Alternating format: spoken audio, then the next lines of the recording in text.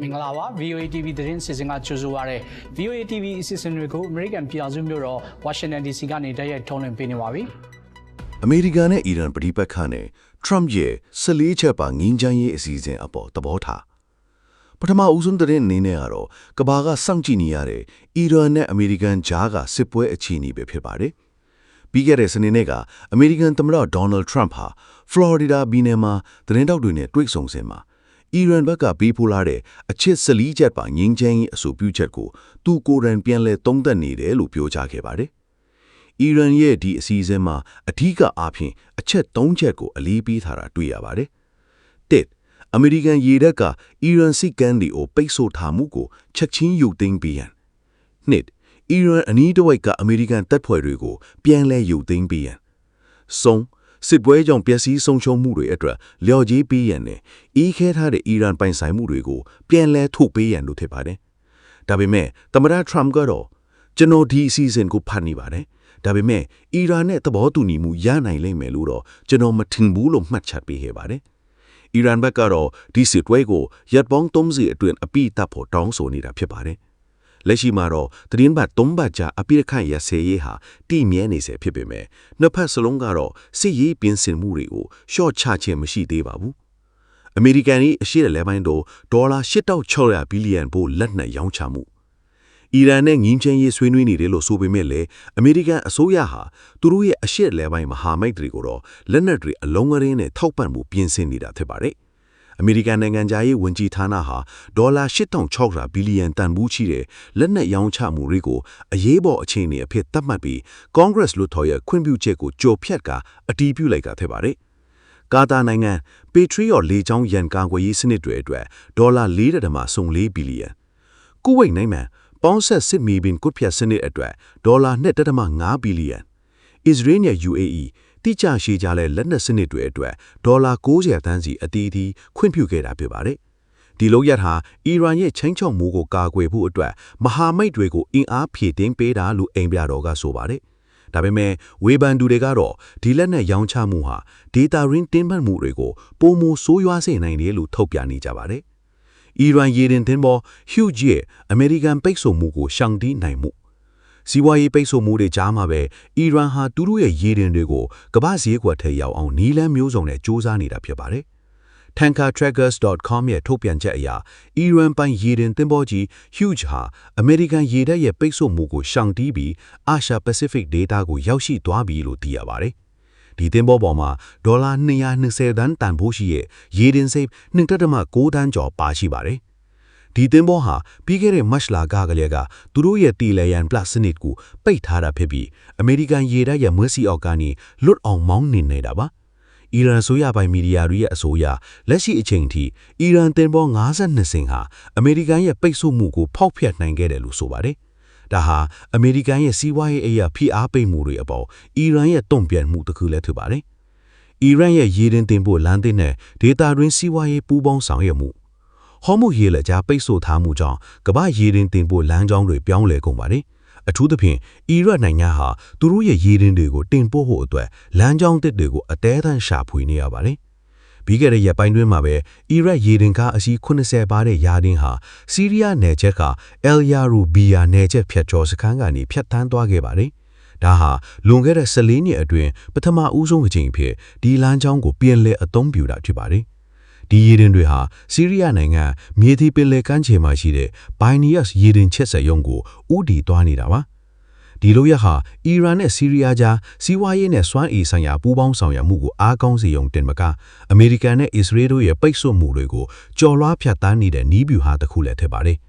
်ဟော်မုတ်ရေးလက်ကြားကိုအီရန်ကထိန်းချုပ်ထားပြီးဖြတ်တန်းကားအထက်တင်ဘော်ဒစင်ကိုဒေါ်လာ1လီယံတောင်အထိကောက်ဆုံးနေတာကြောင့်အခုလိုကုန်းလန်းကြောင်းတွေကိုပြန်လည်အသက်သွင်းလာကြတာဖြစ်ပါတယ်Spirit Airlines လေကြောင်းလိုက်ပြူလဲမှုနဲ့ကမ္ဘာလန်စားစီအကြက်တဲ့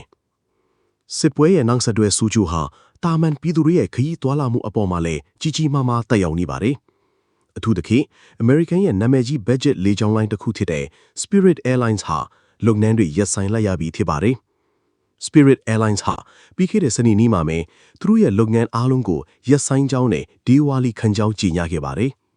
အဓိကအကြောင်းရင်းကတော့အီရန်စစ်ပွဲကြောင့်လောင်စာဆီဈေးနှုန်းတွေထိုးတက်သွားတာကြောင့်ဖြစ်ပါတယ်။ 2026ခုနှစ်အတွက်သူတို့ခန့်မှန်းထားတဲ့လောင်စာစီဟာတကယ်လမ်းကို$2ဝန်းကျင်ပဲရှိပြီးမြဲလက်ရှိမှာတော့$4.5ကျော်အထိထိနေပါတယ်ဒီပြိုလဲမှုကြောင့်ဝန်တန်းပေါင်းသိန်းခုမထောင်ကျော်ဟာတညတွင်ချင်းအလို့လက်မဲ့ထူသွားခဲ့ရတယ်လို့ခရီးတဲ့ထောင်ပေါင်းများစွာလဲလေစိတ်တွေမှာတောင်းတင်းကုန်ပါတယ်ဒါဟာစစ်ပွဲတစ်ခုရဲ့ရိုက်ခတ်မှုဟာစစ်မြေပြင်တင်မကပဲကမ္ဘာစီးပွားရေးရဲ့အစိတ်ပိုင်းတိုင်းကိုဘလောက်အထိထိခိုက်စေတယ်လဲဆိုတာကိုပြသနေတဲ့တာရကတစ်ခုပဲဖြစ်ပါတယ်ကုလသမဂ္ဂမှအစ္စရေးကိုပြည်တင်ရှုတ်ချခြင်းနဲ့နိုင်ငံတကာဥပဒေဆိုင်ရာအငြင်းပွားမှုများလူသားချင်းစာနာထောက်ထားမှုဆိုင်ရာကိစ္စရပ်တွေမှာလည်းတင်းမာမှုတွေရှိနေပါတယ်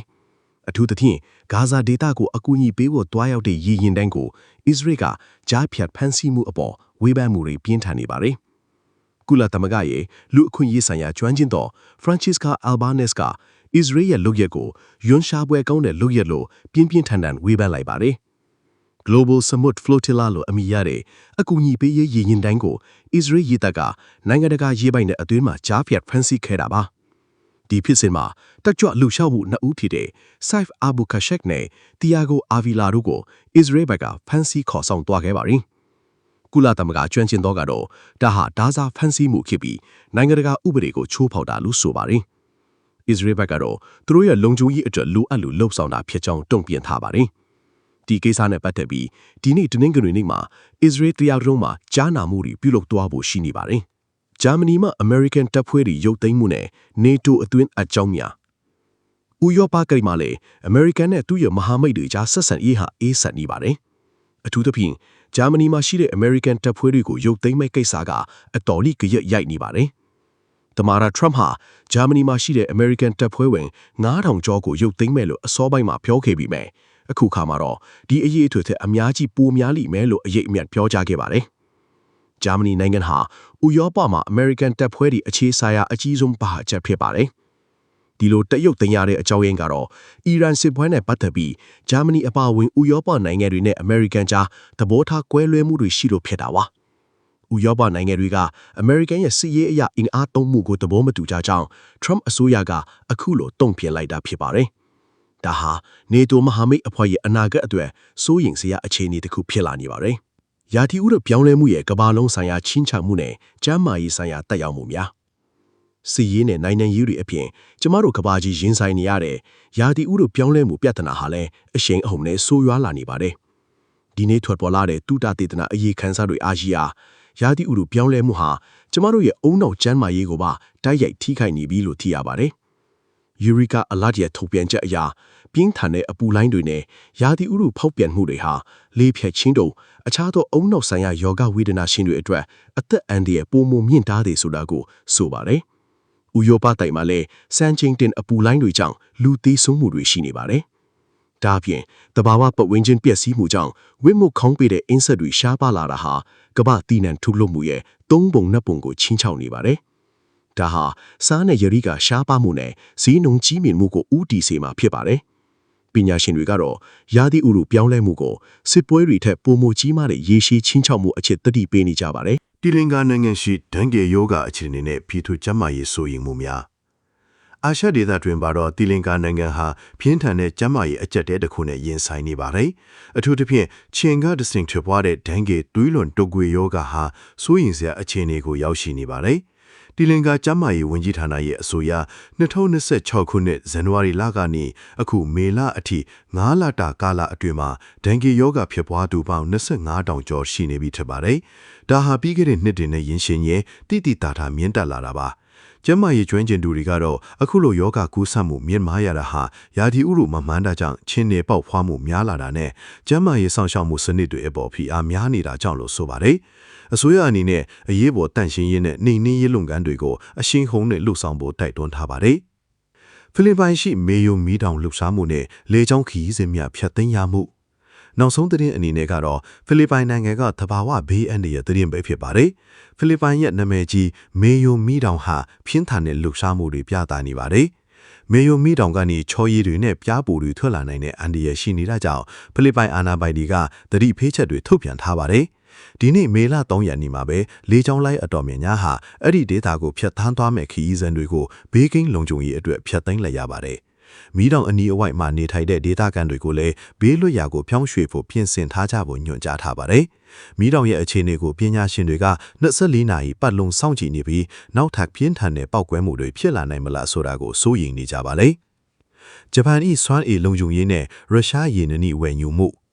အရှေ့အလယ်ပိုင်းတွင်အမေရိကန်၊အစ္စရေးနဲ့အီရန်တို့အကြားစစ်ပွဲဖြစ်ပွားနေမှုကြောင့်ဟော်မုဇ်ရေလက်ကြားပိတ်ဆို့သွားသည့်နောက်ပိုင်းဂျပန်နိုင်ငံဟာဓမ္မရေစွမ်းအင်အရေးမြစ်ကိုကွဲပြားစေရန်စ조사လာခဲ့ပါတယ်။မင်းသားနေ့ရက်နေ့မှာရုရှားနိုင်ငံအရှေ့ဖျားရှိစာခလင်2စီမံကပ်ကနေရေနံနည်းတွေတင်ဆောင်လာတဲ့သင်္ဘောတစ်စီးဂျပန်နိုင်ငံကိုရောက်ရှိခဲ့ပါတယ်။ဒီဟာအီရန်စစ်ပွဲစတင်ပြီးနောက်ပိုင်းဂျပန်မှရုရှားရေနံနည်းကိုဝယ်ယူတဲ့ပထမဆုံးအကြိမ်ပဲဖြစ်ပါတယ်။ဂျပန်၏စွမ်းရည်ဆိုင်ရာမဟာဗျူဟာကတော့အရှေ့အလယ်ပိုင်းအပေါ်မှာမိခိုချင်းကိုရှော့ချခြင်းရုရှားနဲ့အရှေ့တောင်အာရှနိုင်ငံများဗီယက်နမ်ကဲ့သို့နိုင်ငံများကစွမ်းရည်ဝယ်ယူရန်စ조사ခြင်းစီးပွားရေးလုံခြုံရေးကိုအလေးထားဆောင်ရွက်ခြင်းဖြစ်ပါတယ်။ဂျပန်ဝန်ကြီးတို့ဆာနာရဲ့တာကာအီချီကဗီယက်နမ်နိုင်ငံဟန်ဒရိုင်းဗီယိုမှာပြုလုပ်တဲ့မိန့်ခွန်းမှာအင်ဒိုပစိဖိတ်ဒေသရဲ့လွတ်လပ်ပြီးပွင့်လင်းတဲ့အစီအစဉ်ကိုဆက်လက်ထောက်ခံသွားမယ်ဖြစ်ကြောင်းစွမ်းရည်လုံခြုံရေးအတွက်ပူးပေါင်းဆောင်ရွက်သွားမယ်ဆိုကြောင်းထည့်သွင်းပြောကြားခဲ့ပါတယ်။